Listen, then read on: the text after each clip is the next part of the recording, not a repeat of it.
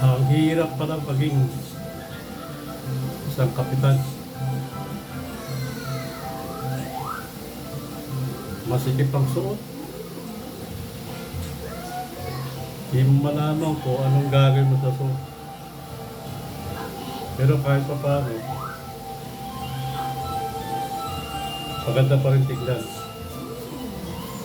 Payo ko lang sana sa mga mga tatakbong kapitan.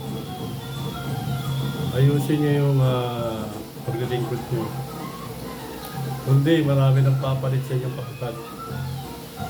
Ang malapit na eleksyon, Ay, baka maunahan pa kayo. bata, susundin mo na yung mga bata. O may susundo na. Susundawas ko lang. Kaya dapat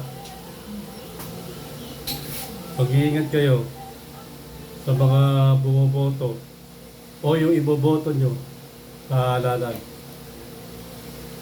Sana po pipiliin nyo yung mga karapat-dapat